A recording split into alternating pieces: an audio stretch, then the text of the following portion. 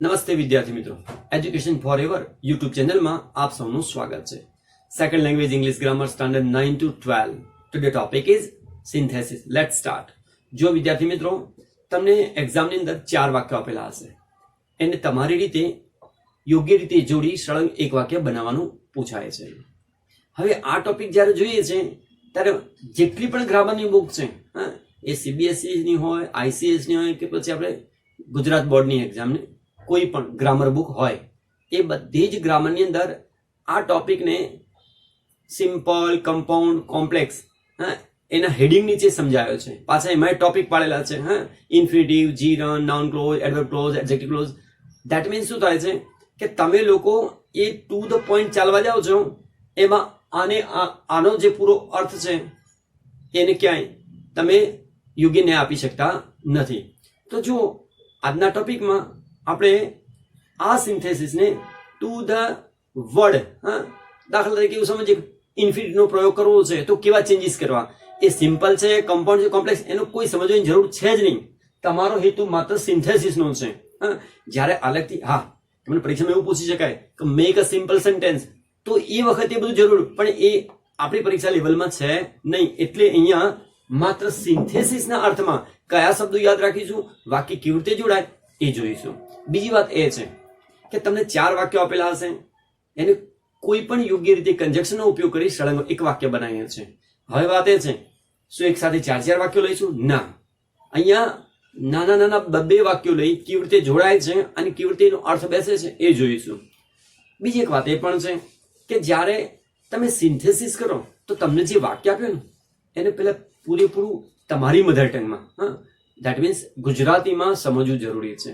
જો ગુજરાતીમાં સમજી ગયા તો સમજવું કે એ પરફેક્ટ મેળ બેસે એમ તમે સળંગ એક વાક્ય બનાવી શકશો.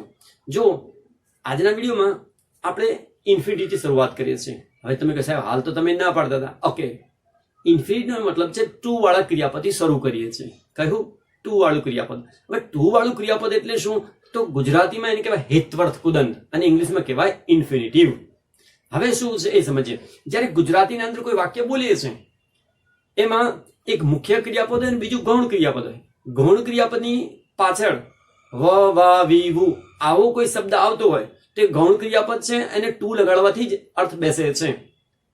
જો કેવી રીતે બેસે છે એ પણ સમજીએ. પહેલું વાક્ય જોઈએ છે, Rohan went to theatre. Rohan થિયેટરે ગયો. He wanted to watch a movie.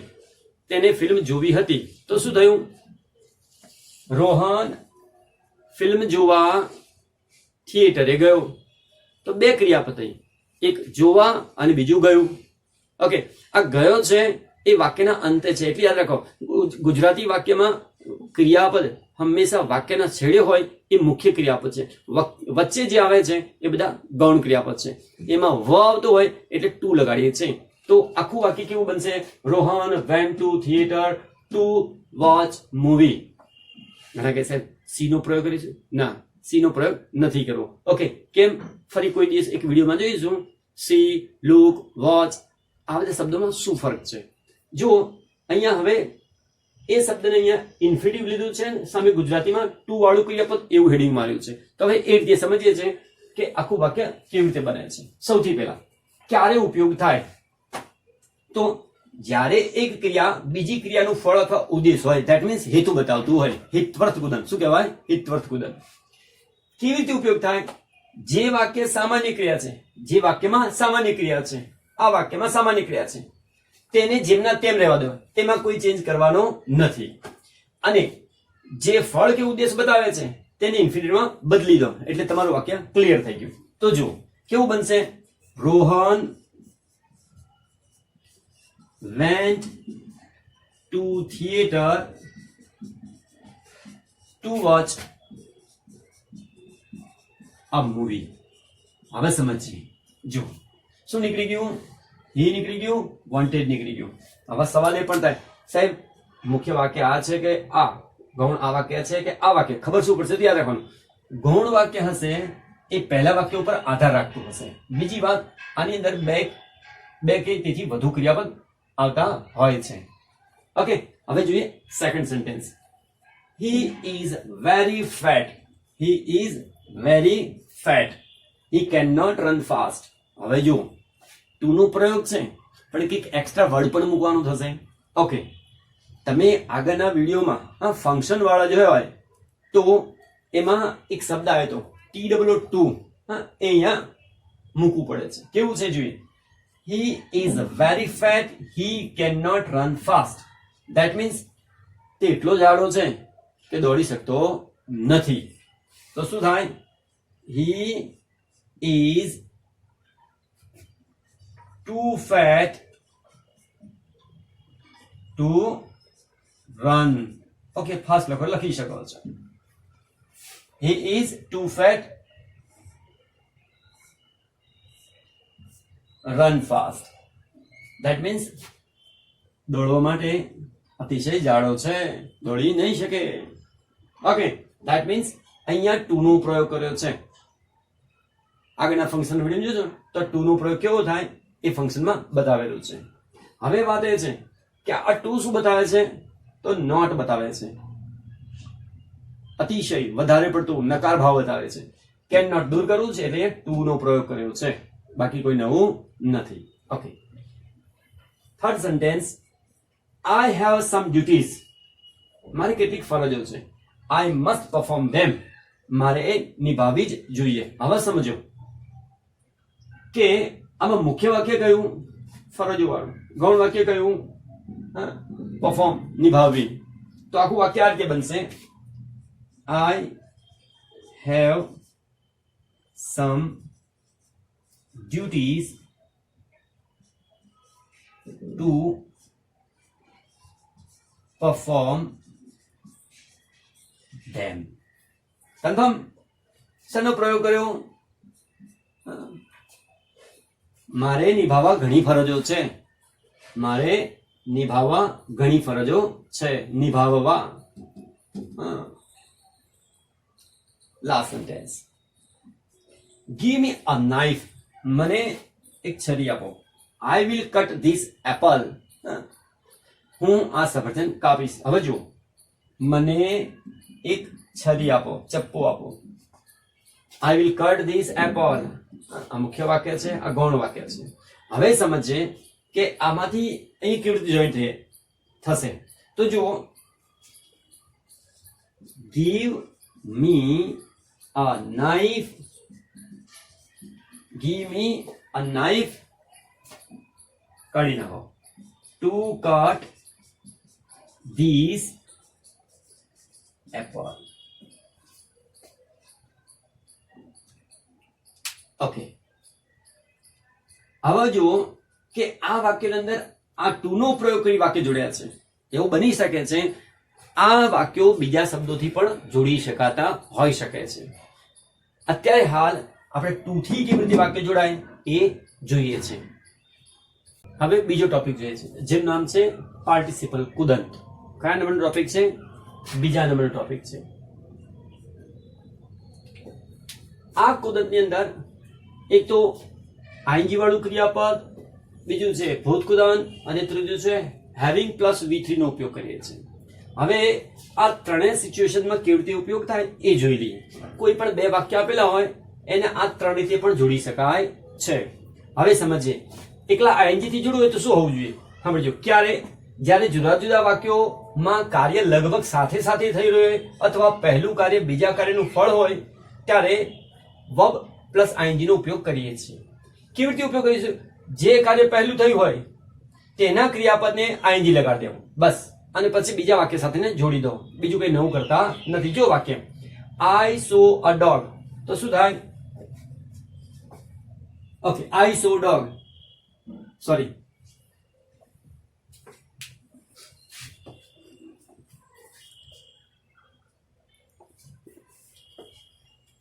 જો ટોપિક નંબર 2 પાર્ટિસિપલ, કુદંત. કુદંત ત્રણ પ્રકારના છે, આઈએનજી વાળું ક્રિયાપદ, V3 વાળું ક્રિયાપદ અને હેવિંગ પ્લસ V3.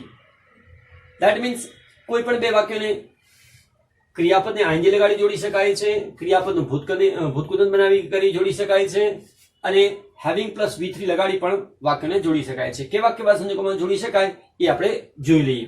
આની પહેલા આપણે જોઈએ તો ટુ થી કેવી રીતે જોડાય છે. અત્યારે જોઈએ છે આઈએનજી થી કેવી રીતે જોડાય.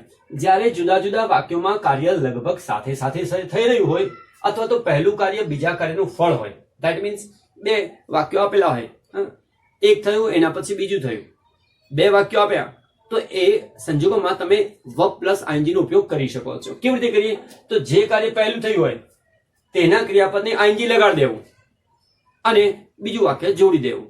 જો ઉદાહરણ example, C so a dog, તેને કૂતરો જોયો. સી રેન અવે, તે ભાગી ગઈ. હવે સમજીએ, પહેલો કૂતરો જોયો પછી ભાગી ગઈ, ધેટ મીન્સ આને તમે શું લગાવશો? આઈએનજી. તો શું થશે? seeing a dog, comma, she ran away. Okay, આ રીતે જવાબ લખી શકાય. આ બે વાક્યો છે, આ એક જ વાક્ય છે. આ પણ ફ્રેઝ કહેવાય, આ પણ ફ્રેઝ કહેવાય, બંને જોડાઈ ગયું. સાંભળી લો, આ સેન્ટેન્સ છે એમાં ફ્રેઝ જોડાઈ ગયું, ધેટ મીન્સ આ સિમ્પલ સેન્ટેન્સ બની ગયું, એક જ સેન્ટેન્સ કહેવાય. સાંભળી લો, I was hungry, I ate pizza, પહેલી ક્રિયા આ થઈ, તો આનું મોટું શું થાય? બી. બી ને શું લગાડો? ING. being hungry, I ate pizza. I saw Ram, he was fighting with Rahul. મેં રામને જોયો, તે રાહુલ સાથે ઝઘડતો હતો. હવે સમજવા કે પહેલી ઘટના આ થઈ કે આ, તો આ થઈ, તો આના આઈએનજી સાથે લગાડો, બીજું કઈ નવું કરવાનું નથી. I saw Ram fighting with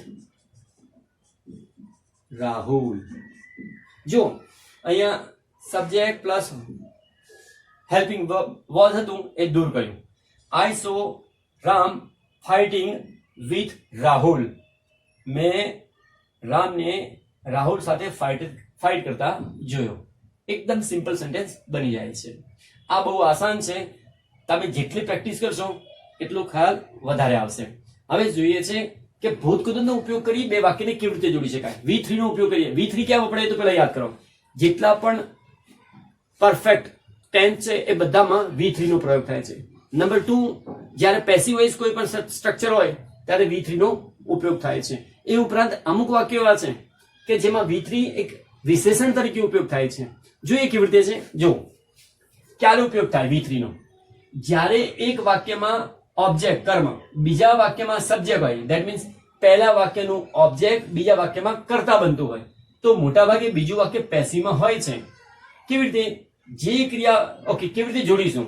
જે ક્રિયા પહેલા થઈ છે તેને એડજેક્ટિવની જેમ નાઉનની પહેલા ઉપયોગ કરવો, ધેટ મીન્સ પ્રયોગ કરવો. હવે સમજીએ કેવું. રાજુ લોસ્ટ હિઝ બુક, રાજુની તેની ચોપડી ખોવાયેલી છે.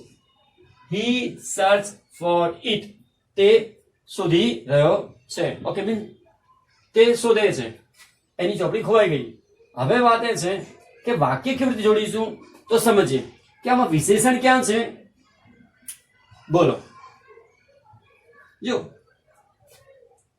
તેની ચોપડી કેવી? ખોવાયેલી છે. તો આવું વાક્ય બને. જો હવે જો પાછું અહીંયા હી છે તો શું લખીશું? Raju. Raju search for, okay, હવે શું કરીશું? હી આગળ લઈશું, લોસ્ટ પાછળ. Raju search for his lost book. હવે જો આ V3 છે, દેખાય છે? ક્યાં મૂક્યું? નાઉનની આગળ મૂકી દીધું. તો વાક્ય શું થયું? Raju search for his lost book. Raju તેની ખોવાયેલી ચોપડી શોધી. ધેટ મીન્સ શોધી. કહેવાનું તાત્પર્ય એવું છે, કેવી ચોપડી? ખોવાયેલી. આ શું છે? વિશેષણ. પણ અહીંયા શું છે? ભૂતકૃદંત. ધેટ મીન્સ V3 છે એ અહીંયા વિશેષણનો ઉપયોગ તરીકે બતાવેલું છે. ધેટ મીન્સ અહીંયા વિશેષણ તરીકે આ V3 છે. બહુ આસાન છે, જેટલી પ્રેક્ટિસ કરીએ એટલી વધારે ખબર પડે છે. This is the movie. I have seen it. હવે જો આ ફિલ્મ છે, મેં જોઈ છે. હવે જોઈએ કેવી રીતે થાય. તો આખું વાક્ય શું થાય? This is my scene movie. પતી ગયું. This is the movie I have seen it. હવે જો ભૂતકૃત દેખાય છે, એ અહીંયા પ્રયોગ કરીએ છીએ. કેવી રીતે? એડજેક્ટિવના સ્વરૂપમાં. આઈ છે એનું સંબંધક બનાવ્યું, આઈનું શું કર્યું? માય. તો વાક્ય શું બન્યું? This is my scene movie. This is my scene movie. જો વી રહી ગયો. This is my scene movie. Okay, that means આ ભૂતકૃતનો ઉપયોગ કરીએ છીએ ત્યારે એક વાક્યમાં રહેલું વિશેષણ, ધેટ મીન્સ રહેલું V3 બીજા વાક્યમાં વિશેષણ તરીકે ઉપયોગ કરી એક વાક્ય બનાવી શકાય છે. ઓકે, ત્રીજી રીત પરફેક્ટ પાર્ટિસિપલ પૂર્ણ કુદંત હેવિંગ પ્લસ V3 ક્યારે વપરાય? જ્યારે એક કાર્ય પૂરું થયા પછી તરત જ બીજું કાર્ય શરૂ કરવું હોય ત્યારે હેવિંગ પ્લસ V3 નો ઉપયોગ કરીએ છીએ. જ્યારે જૂનું 12મું હતું 2001-2 માં ત્યારે આના ઉપર આખો ટોપિક હતો, હવે એવો છે નહીં, પણ એ સિન્થેસિસમાં ઉપયોગી છે. કેવી રીતે ઉપયોગ થાય? જે કાર્ય પહેલા પૂરું થયું છે તેને પરફેક્ટ પાર્ટિસિપલ બનાવી લો, બાકી કઈ સુધારા વધારા કરવાના નથી. હવે જો એક એક્ઝામ્પલ આપ્યો. The servant swept the room. નોકરે ઓરડો વાળ્યો. He went to kitchen. તે રસોડામાં ગયો. એટલે મતલબ એવો થયો રૂમ વાળીને એ રસોડામાં ગયો. ધેટ મીન્સ અહીંયા લખીશું having swept the room comma. હવે જો હી ની જગ્યાએ શું લખવાનું? The servant vent to kitchen. Having swept the room, the servant went to kitchen. હવે જો અહીંયા હી હતું, હી ની જગ્યાએ શું લખ્યું? સર્વન્ટ, કારણ કે અહીંયાથી સબ્જેક્ટ નીકળી ગયો છે. હેવિંગ સ્વેપ્ટ રૂમ વાળ્યો કે તરત જ નોકર રસોડામાં ગયો. આટલો અર્થ એવો પણ થાય રૂમ વાળીને નોકર રસોડામાં ગયો. ઓકે, બીજું વાક્ય જોઈએ. Rahul was defeated by Ram. હવે જો આ પહેલું જ વાક્ય પેસિવ છે. કેવી રીતે ખબર પડી? વાક્યનો કરતા પાછળ આપ્યો છે જો રામ. તો આમાં કઈ નવું નથી કરતા, યાદ રાખવાનું. પેસિવ વોઇસ હોય તો આ રીતે લખીશું having been defeated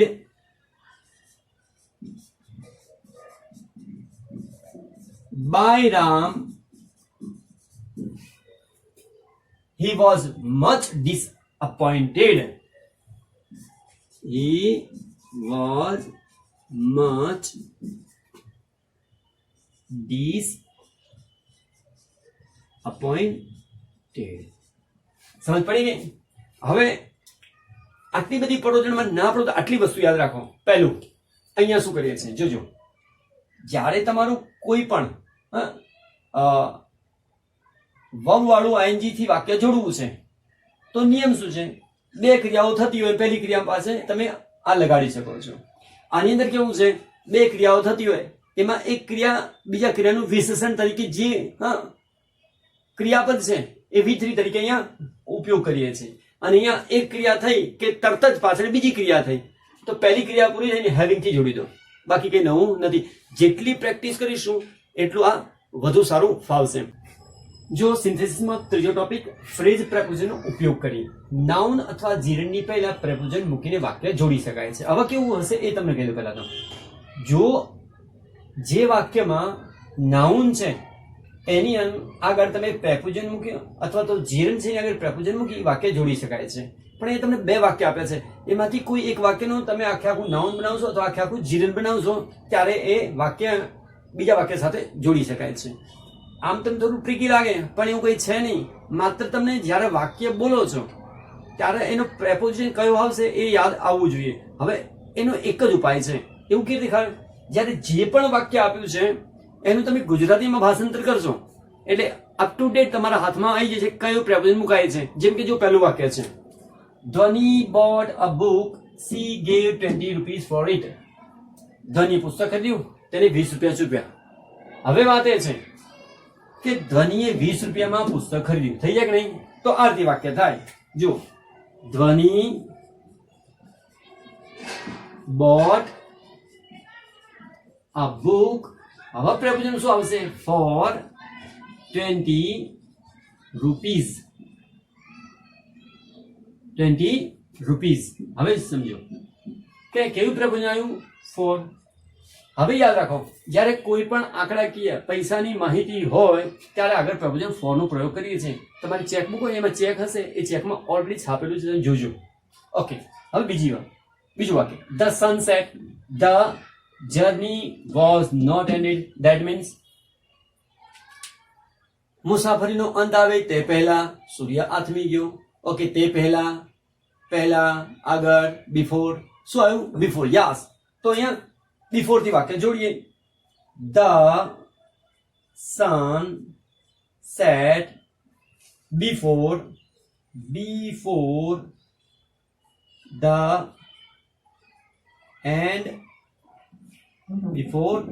the end of the journey. આ રીતે વાક્ય જોડી શકાય. ઓકે, અને બીજી રીતે પણ જોડાય. The journey was not ended before sunset. Sunset ભેગું થઈ ગયું. ઓકે, હવે અહીંયા જુઓ, before કન્જેક્શનમાં before લગાવ્યું. આ જે વાક્ય હતું એનું આખું નાઉન બનાવી દીધું. જો શું બનાવી દીધું? નાઉન. શું થયું? The end of the journey. Okay, ત્રીજું વાક્ય. She gave me advice. તેને મને સલાહ આપી. She also helped me. તેને વળી મને મદદ કરી. હવે જો એને સલાહ તો આપી, તદુપરાંત મદદ પણ કરી. તદુપરાંત કયું કન્જેક્શન આવે? કયું પ્રપોઝિશન આવશે કન્જેક્શન તરીકે? હા, besides. શું આવશે?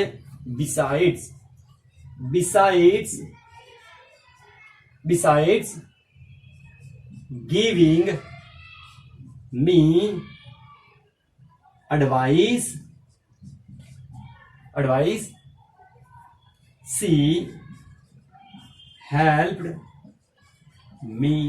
she helped me.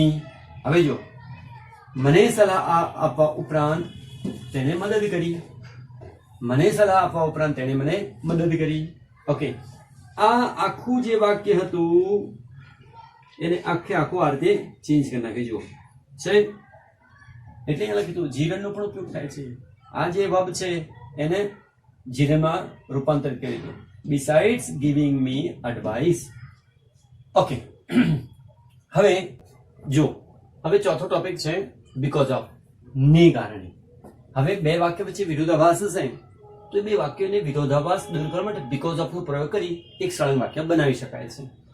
જ્યારે મેં પહેલા કહ્યું કે જ્યારે જે પણ વાક્ય આપ્યું છે એનું ગુજરાતી કરીશું એટલે આસાનીથી ખબર પડી જાય. જો Rohan is poor, he could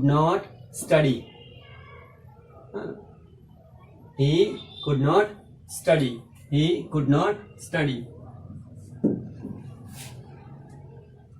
Rohan is poor, he could not study. તો અહીંયા because of લખીશું. શું લખીશું? because of.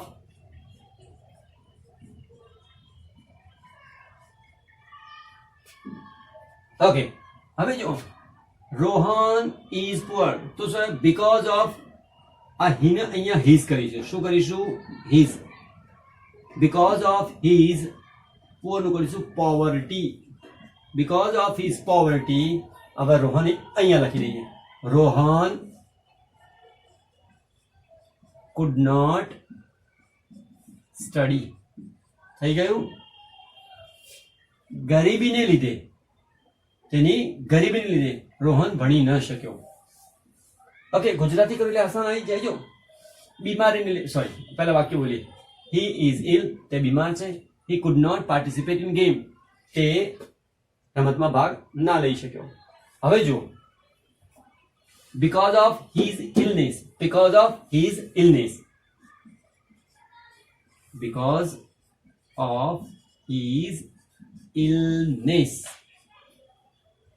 comma, he could not participate in game. Okay, હવે જો મિત્રો હવે છઠ્ઠો ટોપિક છે with a view to.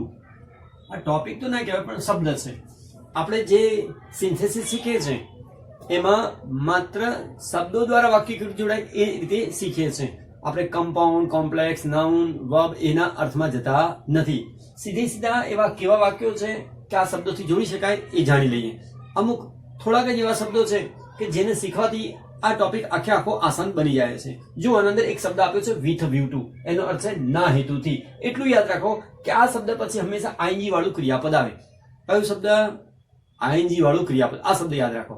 જો હી વેન્ટ ટુ અમેરિકા, તે અમેરિકા ગયો. He wanted to earn money, તેને વધારે પૈસા કમાવા હતા. ઓકે, કયા હેતુથી અમેરિકા ગયો? હા, તો આખું વાક્ય થાય. હી went two America,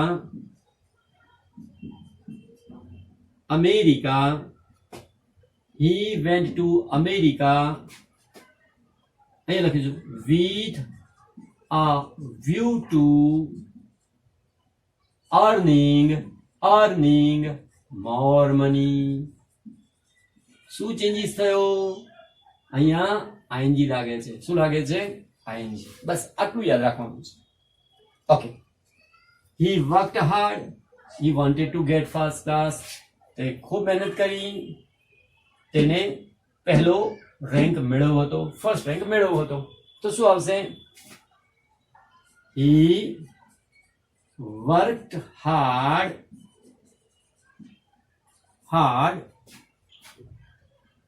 with a view to getting, શું થાય? getting first rank. જુઓ મિત્રો, અહીંયા આસાન થઈ ગયું કે તેને પહેલા વર્ગ મેળવવાના હેતુથી ખૂબ મહેનત કરી.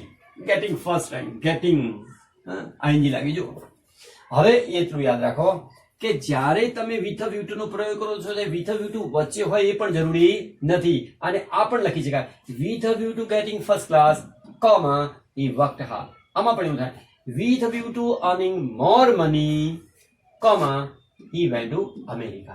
કન્ફર્મ? ચલો હવે જોઈએ છે સાતમો ટોપિક. જો મિત્રો, સાતમા નંબરનો શબ્દ છે અકોર્ડિંગ ટુ, ના મત પ્રમાણે. હવે જુઓ, અહીંયા બે વાક્યો આપેલા છે. ગાંધીજી સેડ અને બીજું છે ટ્રુથ ઇઝ ગોડ. તો આની અંદર ગાંધીજી કહે છે અથવા ગાંધીજીએ કહ્યું ટ્રુથ ઇઝ ગોડ, સત્ય ભગવાન છે. તો આનો ગુજરાતી કરીએ તો અર્થ આવો બે છે કે ગાંધીજીના કહેવા પ્રમાણે સત્ય ભગવાન છે. તો લખાશે આ રીતે અકોર્ડિંગ ટુ ગાંધીજી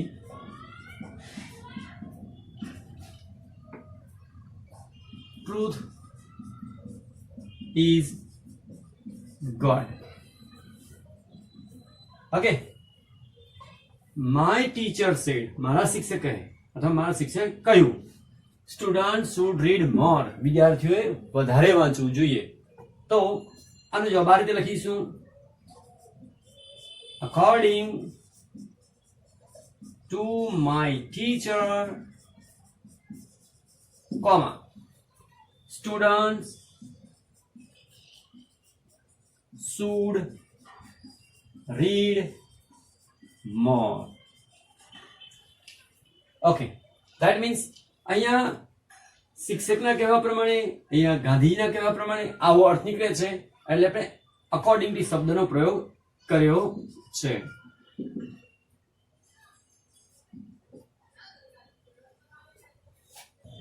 જો હવે આઠમા નંબરના શબ્દમાં બે શબ્દો લીધા છે, ડ્યુ ટુ અને ઓવિંગ ટુ. આ બંનેનો સેમ મિનિંગ છે, ને કારણે, અને બંને એકબીજાને બદલે વાપરી શકાય છે. ગ્રામરમાં એના માટે કોઈ નિયમ નથી. જો વાક્ય કેવા હોય છે, ઇટ ઇઝ COVID-19. હા, COVID-19 છે, દેટ મીન્સ આ રોગ છે. All the flight have been cancelled, બધી જ ફ્લાઇટો કેન્સલ થઈ છે. હવે શું કહેવાય કે કોવિડને લીધે બધી જ ફ્લાઇટો કેન્સલ થઈ છે. તો વાક્ય શું થશે?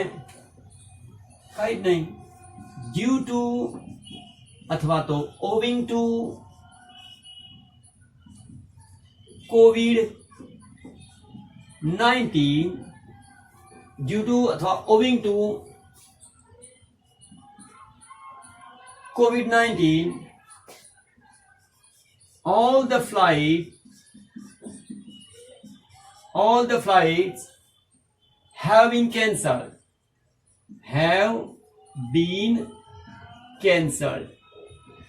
કોવિડ ના લીધે બધી જ ફ્લાઇટો કેન્સલ થઈ છે. ઓકે, હવે અહીંયા જુઓ, બે વાક્ય છે. આઈ એમ એટ હોસ્પિટલ, હું દવાખાને છું. આઈ હેવ અ ફીવર, મને તાવ છે. હવે જુઓ કે હોસ્પિટલ શેના કારણે છે, ગુજરાતી કરો આસાનથી થઈ જશે. આ રીતે લખીશું, એનો આન્સર કે આ રીતે લખીએ છીએ, I am at hospital due to oblique owing to fever. બસ વાક્ય પૂરું. તાવને લીધે હું હોસ્પિટલમાં છું. I postponed today's lecture. મેં આજનું લેક્ચર કેન્સલ કર્યું. It was net problem. નેટનો પ્રોબ્લેમ હતો.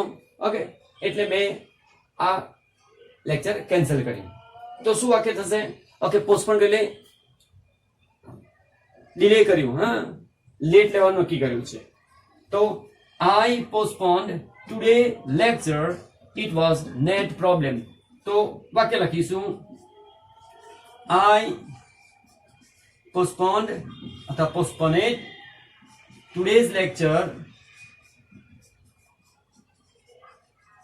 due to અથવા તો owing to net problems. નેટની સમસ્યાઓ, net problems.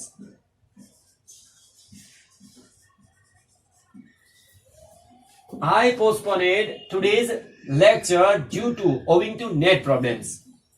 નેટ પ્રોબ્લેમ લીધે મેં આજનું લેક્ચર પોસ્ટપોન કર્યું છે. ધેટ મીન્સ લેટ થી લઈશ, મોડેથી લઈશ. તો જુઓ મિત્રો, ઓવિંગ ટુ, ડ્યુ ટુ, આ બે શબ્દો એવા છે કે એકબીજાના પર્યાય તરીકે ઉપયોગ કરી શકે છે. આમાં એક ત્રીજો વર્ડ પણ આવશે, પેલો બીકોઝ ઓફ વાળો, એ પણ અહીંયા લખી શકાય છે. બીકોઝ ઓફ માં લઈએ તો પણ આ જ મિનિંગ નીકળે છે. જો હવે 9 નંબર, ઇન સ્પાઇટ ઓફ, તેમ છતાં. આ શબ્દ બે વાક્ય વચ્ચે વિરોધાભાસ બતાવે છે. જો બે વાક્ય કેવા છે, he is clever, he failed. તે હોશિયાર છે, તે નાપાસ થયો. તો હોશિયાર હોવા છતાં તે નાપાસ થયો. આવું ગુજરાતી કરીએ, એનું ઇંગ્લિશ ટ્રાન્સલેટ કરીએ એટલે આખું શબ્દ મીન્સ આખું વાક્ય બની જશે. તો શું આવશે? In spite of his cleverness he failed. Okay, that means in spite of પછી સંબંધક સર્વનામનો ઉપયોગ થાય છે અને જે એડજેક્ટિવ છે એનું નાઉન બને છે. શું બને છે? નાઉન. પણ સાહેબ આવું નાઉન બનાવતો નથી આવડતું, ક્લેવરનું ક્લેવરનેસ નથી આવડતું, તો શું કરીશું? કશું જ નહીં, એને ફરીથી લખીએ. જુઓ, ઇન સ્પાઇટ ઓફ હીઝ. હવે અહીંયા એક શબ્દ એડ કરી દો, બીઈંગ. શું મૂકી જવાનું? બીઈંગ ક્લેવર, કોમા હી ફેલ્ડ. કોઈ ફરક નથી પડતો, મિનિંગ એના જ છે અને તમારું કામ થઈ જાય છે. આ પણ સિમ્પલ સેન્ટેન્સ, આ પણ સિમ્પલ સેન્ટેન્સ. હવે બીજું વાક્ય, he is rich, he is going on bicycle. તો જો અહીં ઇન સ્પાઇટ ઓફ નો પ્રયોગ, in spite of his richness, comma, he is going on bicycle. In spite of his richness, he is going on bicycle. ધનવાન હોવા છતાં તે cycle ઉપર જઈ રહ્યો છે. હવે વાત એ છે કે અહીંયા પણ એક સવાલ ઉભો થાય કે રીચનું રીચનેસ એવું નાઉન બનાવતો નથી આવડતું, તો શું કરીશું? ઉપરની ફોર્મ્યુલા ફરીથી અપનાવીએ. In spite of his being rich, he is going on bicycle.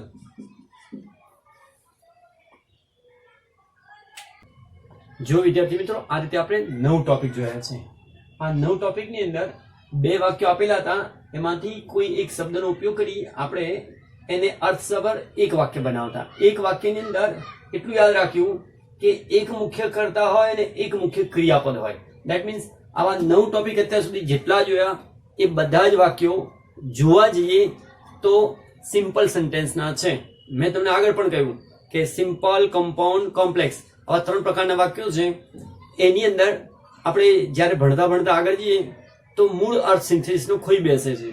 એટલે આપણે પર્ટિક્યુલર વર્ડ લઈ વાક્યને જોડતા શીખ્યા. પણ ઇન શોર્ટમાં કહી દઉં, અત્યાર સુધી જેટલા શબ્દો શીખ્યા એ શબ્દો તમારો બિલકુલ સિમ્પલનો અર્થ બેસાડે છે. ધેટ મીન્સ કોઈ પણ જગ્યાએ કોઈ ઇંગ્લિશ ગ્રામર બુક ઉઠાવશે અને લખ્યું કે મેક સિમ્પલ, તો આ રીતે વાક્યો જોડવાના રહેશે.